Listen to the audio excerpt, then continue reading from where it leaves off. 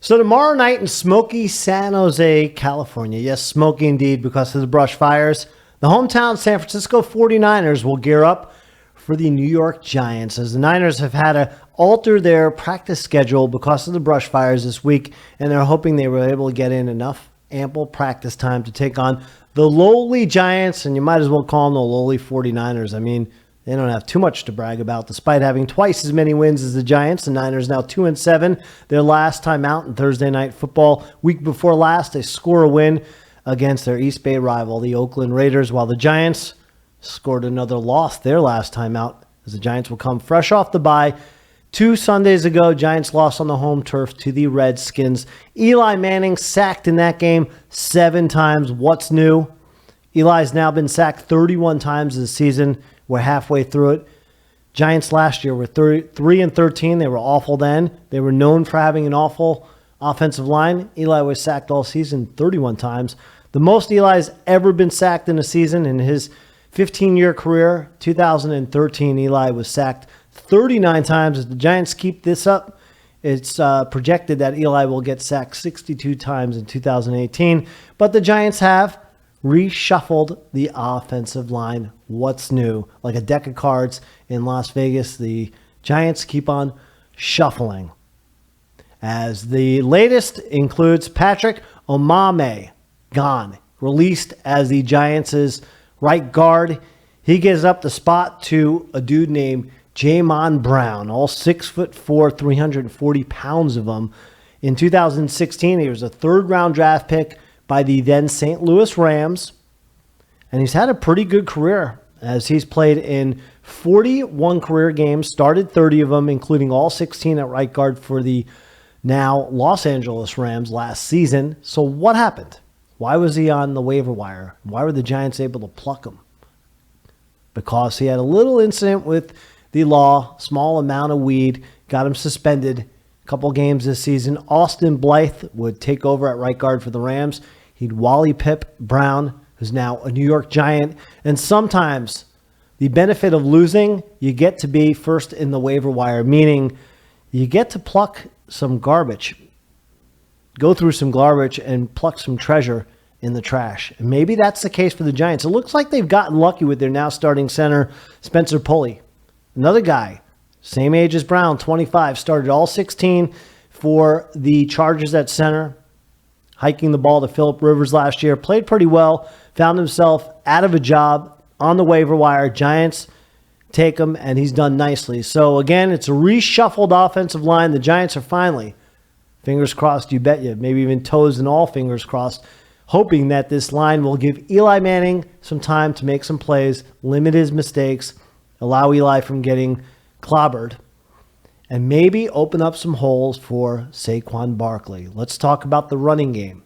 And then I'm going to tell you about the Niners' quarterback. How about Nick Mullins?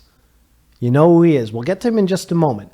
I think Saquon gets a steady diet of running the rock left, running the rock right, running the rock straight.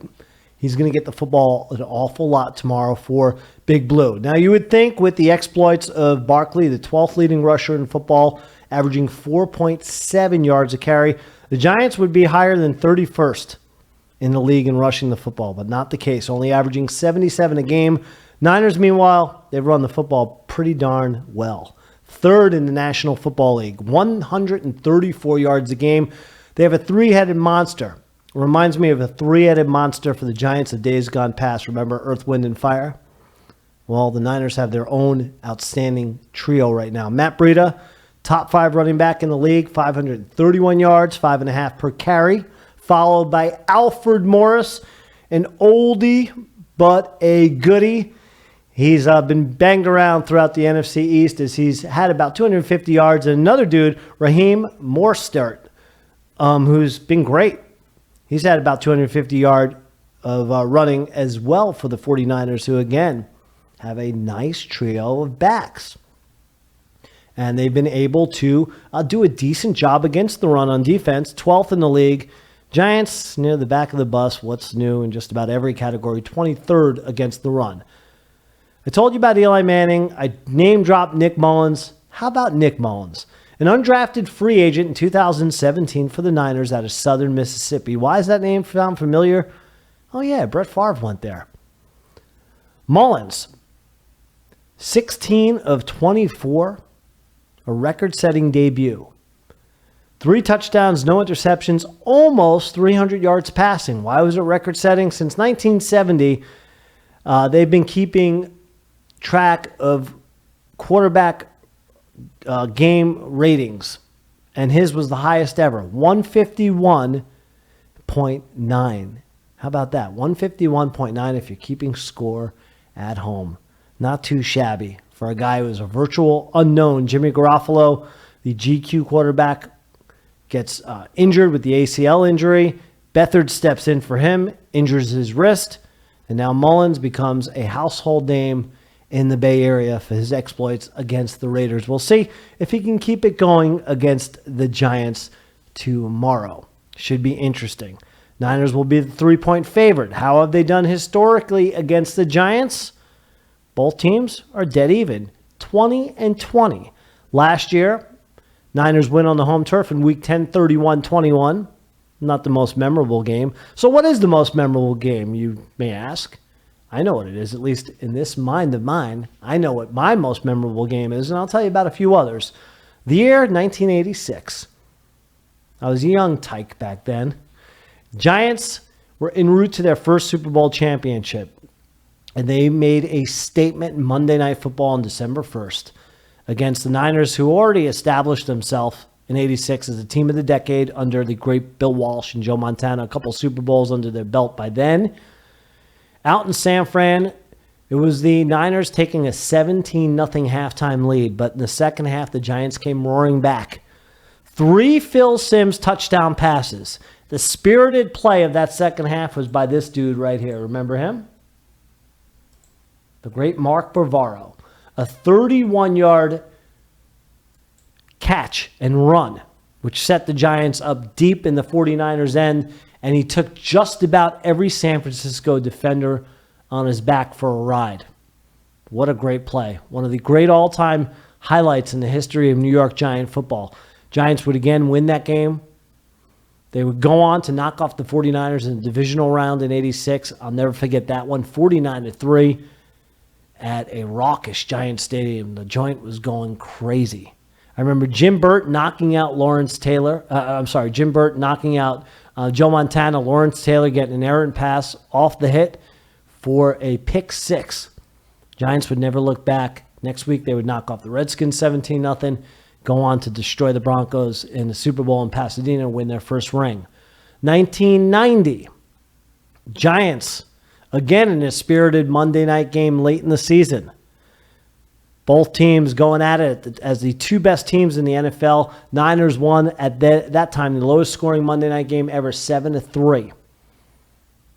But what do I remember? As Marv Albert would say, extracurricular activity. Yes, and it counts. I had to throw in the yes and it counts. I got to give you a good Marv, right? Everything I got on that one. As Marv would say, though, the little extracurricular activity happened at the end of the game. Ronnie Lott, Phil Simms, jarring, pushing, shoving. I remember the to do well. Phil Simms would wind up getting knocked out for the season after that game. Shortly thereafter, against Buffalo Bills, Jeff Hostetler took over. Haas led the Giants into hostile territory. The Niners on the fringe of trying to three-peat as NFL Super Bowl champions. Not meant to be. Giants win the NFC title game in Candlestick on Matt Barr's last-second field goal, 15-13. What a victory. 2002, let me throw 2 more at you. Giants broke my heart. They certainly did. They were up by 4 touchdowns in the NFC wildcard in San Fran against Jeff Garcia and Terrell Owens, who went hog wild in the second half. Niners win 39-38. I'll never forget that one. But the Giants would rebound. Eli, en route to his second championship against the Patriots, went through the Niners in the NFC title game in 2011. Never forget Lawrence Tynes with the game-winning field goal in overtime. Giants 20-17. So there have been some great games between these two. And despite tomorrow night being pretty much a toilet bowl, I know, but it is the Giants. It is the Niners. Niners 5 Super Bowl championships in their great storied history. Giants 4 Super Bowl champions. Both teams have been very respectable in the league. There have been some lean times of late. But nevertheless, I'm excited for the game. I think it will be a fun one. A couple weeks ago, I told you, throw me in the white coat without the sleeves for picking the Giants week in and week out. And I ask myself, why do I keep doing it? So now I ask you, who am I picking this week? Time to show you. Call me crazy. I've been called worse. Giants by 10, 27-17. I think Saquon has a monster night. Eli with the revamped line finally gets some protection. Giants get a victory and get back in the win column. Nevertheless, enjoy Monday Night Football. That's my preview of the Giants and 49ers in Week 10. I'm Matt Levine saying so long.